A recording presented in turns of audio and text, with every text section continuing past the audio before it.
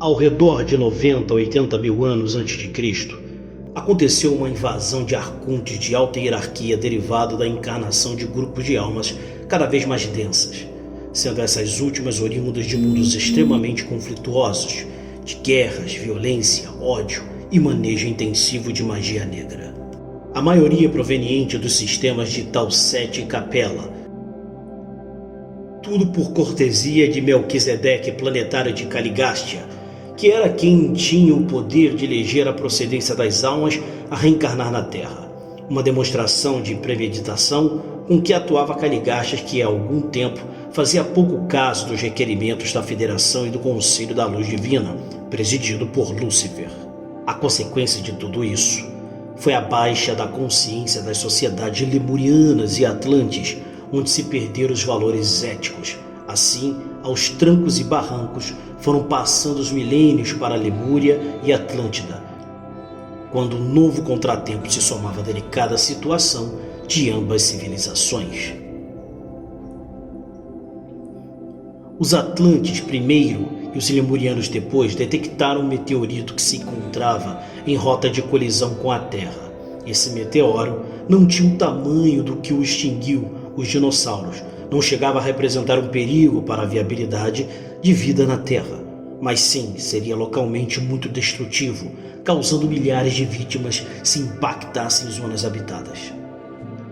Essa situação foi discutida nos conclaves Lemur-Atlantes, enquanto compartilhavam com as distintas federações de Alcione, além de mestres de planos ascendidos, e aqui se deu a verdadeira natureza de Lemúria e Atlântida. Por um lado, a Lemúria defendia que se deixasse a natureza seguir seu curso, de deixar fluir os acontecimentos que, se tivesse que acontecer, que acontecesse quando e como fosse. Já os Atlantes, no entanto, defendiam a necessidade de implantar planos de desvio e interceptação, que não se devia permitir semelhante risco, e para garantir a viabilidade desse plano era necessário uma colaboração mútua. As discussões nestes conclaves foram intermináveis e os mestres intermediadores da confederação lhes diziam que ambas eram civilizações suficientemente maduras e com tecnologia para fazer frente a este desafio e que, no fundo, qualquer decisão que tomasse seria por conta da responsabilidade deles próprios e deveriam assumir todas as suas consequências. Os conclaves se sucediam sem acordo, e ante a negativa dos lemurianos de implantar qualquer plano de ação contra o objeto estelar, aceitava o destino fosse como fosse, e no final as autoridades atlantes se renderam a essa falta de disposição lemuriana e acabaram por aceitar. Agora vamos refletir a distância esses acontecimentos e nos colocar na pele dos protagonistas. Nos identificamos claramente com a postura atlante, faríamos o que estivesse a nosso alcance para deter semelhante ameaça, e não é por menos, pois como vimos somos descendentes de pleiadianos atlantes, levamos o gosto atlante por tecnologia, pelo material, no tentar controlar tudo. Agora, compreendemos bem a diferença de pensamento entre os povos lemurianos e atlantes. Dada essa decisão, os atlantes começaram a construir, a toda pressa, enormes bunkers por toda a Atlântida, assim como em colônias das quais haviam na América do Norte, Central e parte da América do Sul. E aqui, neste preciso momento, enquadramos a famosa caverna de Taios, no Equador, que foi construída com tecnologia atlante. Contada a grosso modo, trata-se de uma entrada principal com quase 3 metros de altura e uma caída vertical de 80 metros em primeira instância, seguida de uma segunda de aproximadamente 20 metros. Definitivamente, trata-se de uma rede de túneis e enormes estâncias, coisas com mais de 100 metros de profundidade, sendo que até hoje a ciência só explorou escassos 5 quilômetros. Em 2015, uma expedição espanhola com o apoio de alguns nativos adentraram a caverna e inspecionaram quase 9 quilômetros dela. Essa expedição foi coberta pela TV espanhola. E chegou o dia do impacto, que não apenas caiu em zona povoada, mas impactou em pleno território atlântico. A destruição, como se previa, foi localmente devastadora, causando milhares de vítimas e desestabilizando localmente a zona, provocando intensa atividade vulcânica. Isso provocou a ira da cúpula Atlante, acusando a culpa de tudo a Lemúria, que todo aquele desastre poderia ter sido evitado se houvessem cooperado.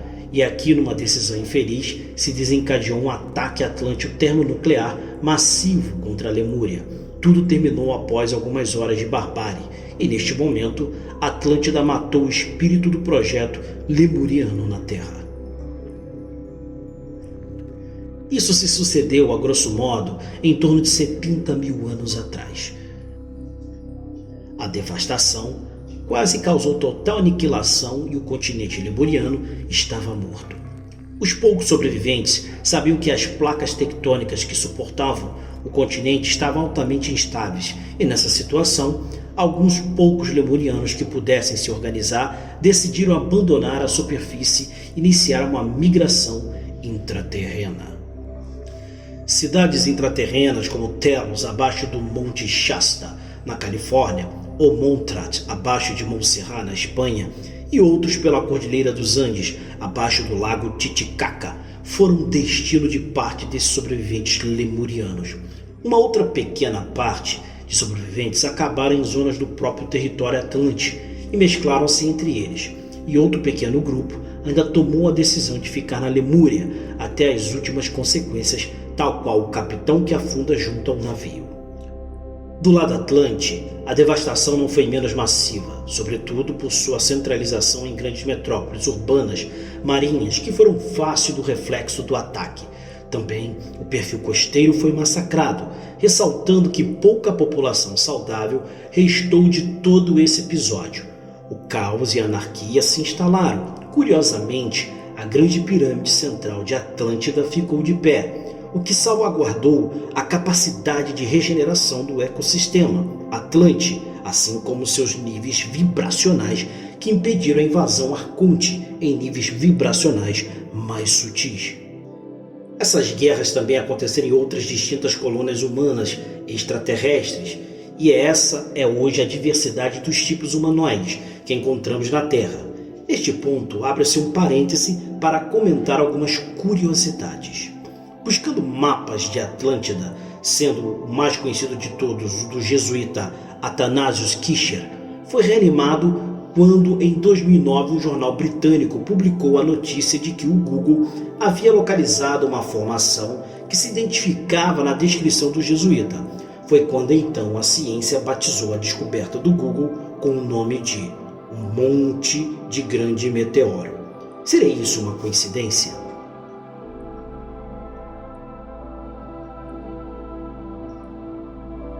Então convergimos para a soma de diversas canalizações a respeito.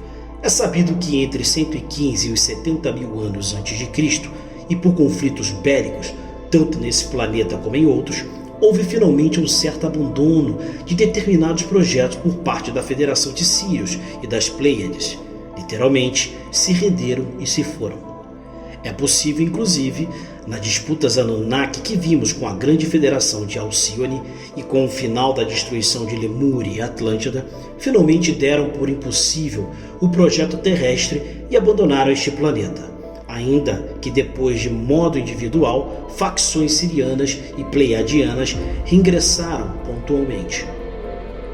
Pela sucessão dos acontecimentos, se provocou rupturas de algumas facções pleiadianas e sirianas de suas confederações originais, que alguns denominam de raças dissidentes.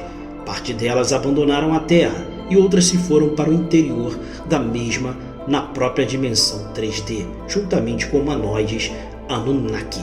Junto formaram uma coalizão de intraterrenos, fazendo valer ante alguns contatados que eles são os verdadeiros terrestres e que os demais são raças forasteiras e nós mesmos, os Homo sapiens, apenas frutos de hibridação. Segundo contatados, o plano da Grande Federação de Alcione para a Terra é de uma humanidade livre, todavia há uma premissa de não intervenção do livre-arbítrio. Todos têm sua própria agenda e os irmãos estelares estão voltando. não só para nos auxiliar a evoluir, mas também para reparar seus próprios erros do passado, com o Projeto Terra, evoluindo assim eles próprios.